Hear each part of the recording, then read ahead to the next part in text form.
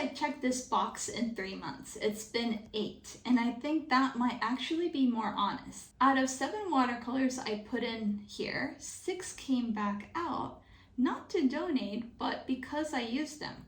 One of them I used for something I completely didn't expect, but there are still 2 categories in here that I haven't touched once. And I want to be honest about why, because I don't think it's just about the supplies. My studio is about to change. A big shelf unit is coming, and I'm filming this now before everything is about to change because I think the state of this box and the state of the studios are related. These are all the things that I shared in my video that I shared back last year in 2025, around September, or maybe it was November, I forgot. But it's been basically 8 months.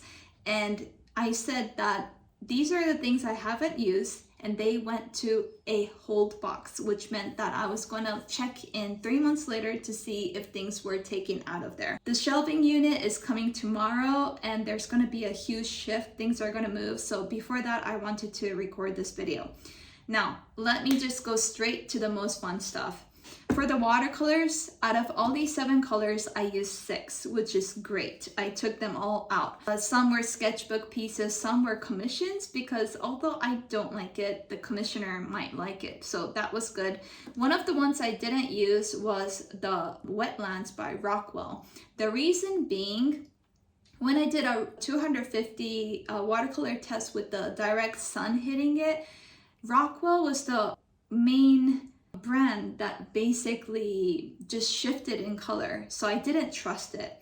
I did another test, maybe it might be coming out before this video or after, so you might want to subscribe. It turned out that this didn't shift at all, so I'm leaning into using it, so I'm looking forward to that. The Burke's Parrot Pink has the opera pink in it. Yeah, the dye inside there that fades over time. And amazingly, this hasn't shifted as much. Maybe it's the Washington sun that's not so strong. I don't know, but it's not shifted as much. So that's good to know. These Uramika Sailor inks, I wanted to use it for painting in my sketchbook because they're dye-based. They fade over time, but I haven't. But instead, I've been using it to write. So that's been okay, but I do still want to get into painting with these. And then oils. I haven't used this, unfortunately. This is something I haven't used, and I'll get to the reason why, which kind of like comes together with the other things. But I am getting some acrylics from Meeden. I might have done the art supply haul, like the review of those acrylics before or after, but it's coming up. And basically, I want to use acrylic. I've never used acrylic, which is going to be exciting. And then I'm going to use oils on top. So I'm looking forward to actually getting into oils, as I said, been saying for the past year, but I'll get to what might help. And then this one, I haven't used it, so I probably have to toss it. It's just like a stamp pad, is that what you call it? But it's supposed to be archival and gold, but it's not working. It was dry from the day I bought it, so I'm gonna toss that out. Posca pen, actually, I haven't used this. And partly, maybe it's because it's right here. So I'm going to move it to my travel kit to see if I use it, because everybody says so much good stuff about it. I just feel like it's too penny, if that makes sense. It's like a pen, right? And I like more stroke, girly, painterly kind of marks. So maybe that's why I don't use it, but I want to give it a shot with my sketch travel palette maybe. Okay, and then basically the fixative, I was about to let go of them because I'll tell you, the Phoenix oil sticks, the Caran d'Ache Neo pastels, and the Sennelier oil pastels I have not used. So these oil pastels and the oil sticks I haven't used. So then I thought, well, I'm not going to use soft pastels either because I'm using the drawing oils instead, which is like elsewhere. So I was about to let them go, but I did use the oil pastel fixative to fixate my past oil pastel works because it's becoming sunny here in Washington. And also the fixative, I bought Shane Wolf's drawing from the Portrait Society. When I came back, I fixated it, and I'm glad I had this because it's charcoal. So I had to fixate it before we put it up in our house for display.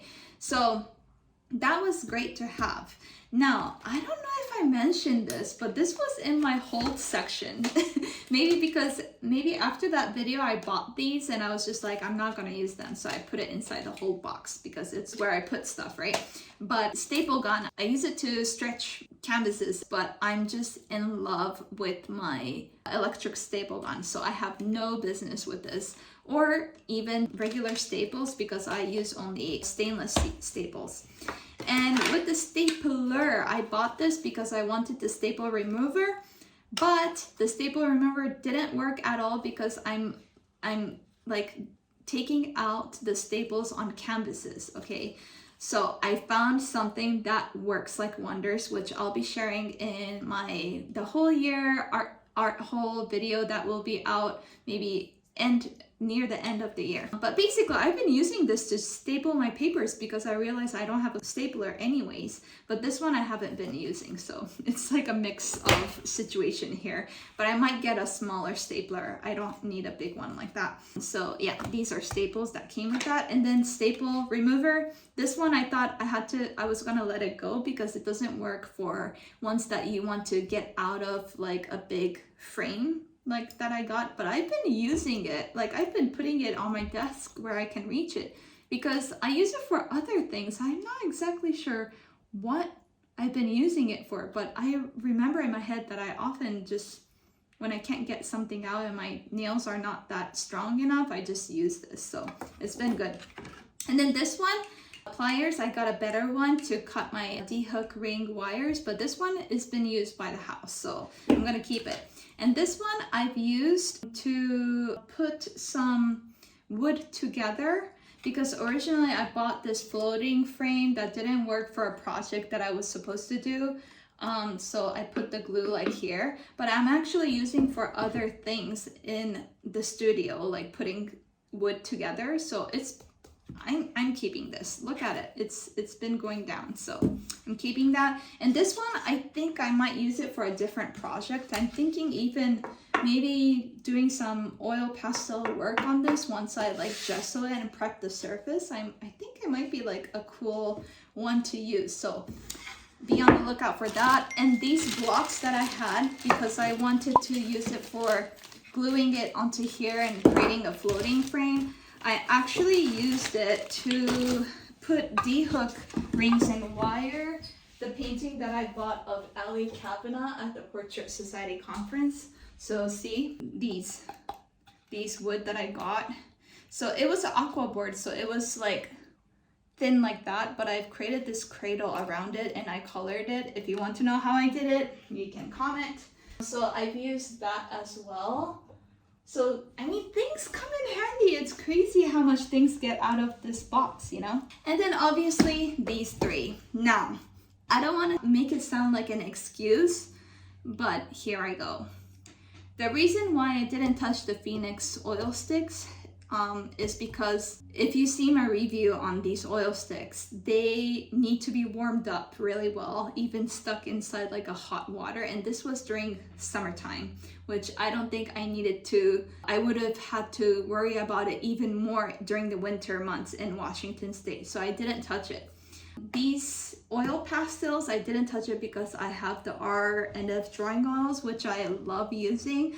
But they are different, right? Oil pastels are never going to replace R&F drawing oils in the same way that they're buttery and they're just like, I don't know, they're a different medium, right? They're close, like sisters, but they're different.